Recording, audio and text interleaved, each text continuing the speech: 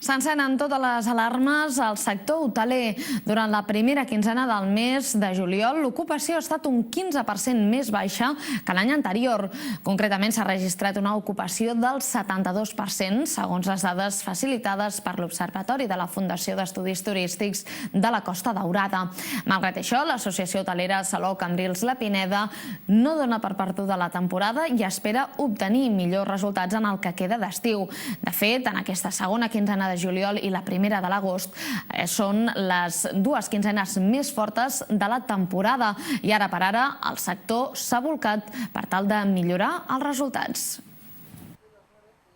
Els hotels de la demarcació van marcar a la primera setmana de juliol un 72% d'ocupació, la xifra més baixa dels darrers anys.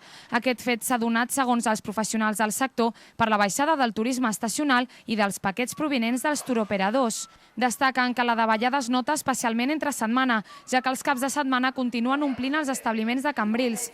Els hotels del municipi troben sobretot una retallada en les estances dels seus clients habituals d'altres anys, reduint el nombre de dies d'estança, més que la despesa per client. A més, destaquen el canvi d'hàbits experimentat pels clients a l'hora de contractar els seus viatges, tendint cada vegada més a una reserva poc temps abans de començar el seu viatge. La reserva es mucho de última hora, esto es un hecho. Esto es un hecho y además, aparte de ser de última hora, cada vez más se está desintermediando más la reserva, ¿no? Es decir, las reservas tradicionales siguen siendo importantes, pero están perdiendo peso. Entendiendo reservas tradicionales, pues esos paquetes turísticos, que el turista individual se va a una agencia de viajes, compra un paquete ya previamente hecho.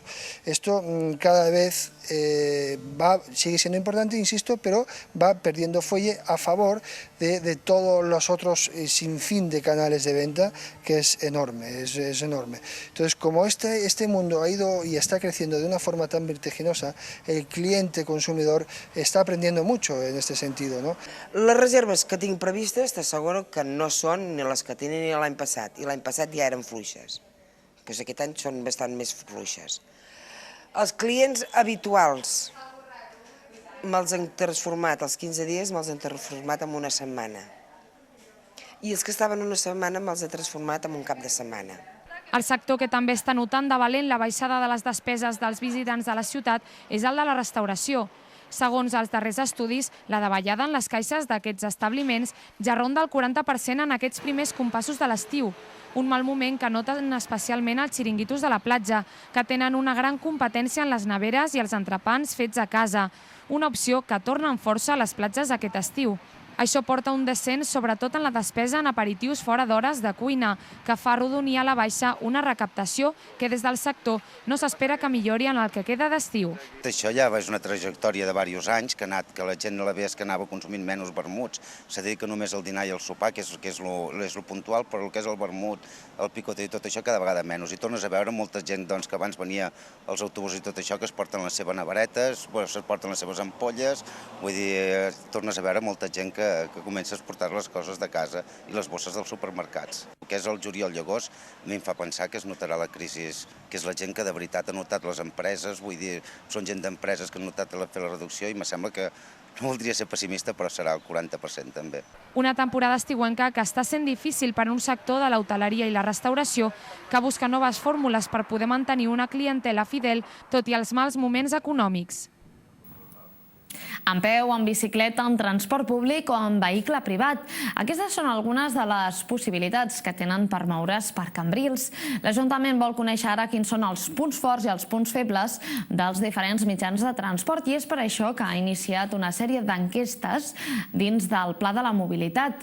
El document que ha de definir com serà en el futur la mobilitat a casa nostra incorpora, doncs, la participació ciutadana no només dels veïns de la ciutat, sinó que també es recullen les opinions dels visitants. Dins dels punts que s'estableixen en el procés, un dels principals és la recerca d'informació a través de l'opinió i vicis d'ús dels ciutadans, ciutadanes i visitants de Cambrils. I en aquesta línia, durant tot el dia de divendres, diversos enquestadors es van apropar al municipi per esbrinar quines són les formes més habituals en les que realitzen els seus desplaçaments per la ciutat. Les preguntes, molt diverses, interrogaven sobre els desplaçaments a peu, amb vehicles privats, amb transport públic col·lectiu, amb bicicleta, referents a l'aparcament i sobre la millora de la qualitat ambiental urbana. Aquestes enquestes a peu de carrer venen a complementar les que ja van realitzar-se de manera telefònica i que han permès localitzar les necessitats de mobilitat que no queden cobertes. També s'ha estudiat la dotació actual de les infraestructures i la informació de totes les parades del transport públic de la ciutat, a fi de traslladar als organismes competents els llistats de mancances detectades.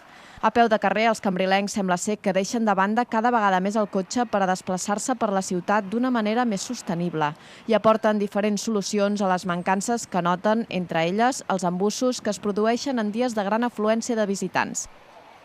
El carril bici sí, perquè és amb el que em moc. Cotxe no agafo per aquí Cambrils, així que no puc opinar massa. El carril bici sí, pel passeig de la platja està bé, però per aquí al poble falta una mica. A peu, sempre que podem a peu. És que mos agrada. Vas, aprofites, tombes, les distàncies no són gaire llargues. Les comunicacions no estan malament, potser el problema és més l'aparcament, però bueno, en realitat està força bé, Cambrils està força bé. Autobuses, cuando viene el verano todo va mal, nada está respetado, los horarios son no son muy exactos, entonces es muy difícil coger un bus, si uno va un poco apurado es complicado. Hombre, més ample sí, perquè n'hi ha molt de cotxe i tens que anar molt alerta, això és la pura veritat. A banda, també s'ha realitzat un estudi sobre la mobilitat diària dels joves a través d'enquestes en els centres educatius i s'han elaborat comptatges dels sistemes de transport en diferents carrers i en els accessos al municipi. Els bombers han hagut de fer front a nombroses incidències aquest cap de setmana a causa del fort vent. A Cambrils els veïns van alertar en veure el fum que s'havia format divendres al migdia a la zona de la Bòbila, en un espai pertanyent al terme municipal de Vinyols i els Arcs. El que va començar sent un petit foc de matolls es va estendre a causa del fort vent. 5 dotacions terrestres dels bombers i un mitjà aeri van treballar en aquesta zona, situada a l'anomenada partida Canals. L'incendi va obligar a tallar el trànsit al carrer Camí de Reus, perpendicular al Raval de Gràcia. El foc va cremar prop de 3 hectàrees de matolls. I el fort vent també va dificultar la feina dels bombers en l'incendi que es va declarar divendres a 3:15 del migdia a la carretera 31B, en una zona no urbanitzada que queda entre els termes de Salou i Vila-seca. Aquí van ser 8 vehicles dels bombers i 2 mitjans aeris els que van treballar per extingir les flames. En definitiva, bombers de Reus, Cambrils, Tarragona, Valls i el Vendrell contribuïen en apagar aquest foc.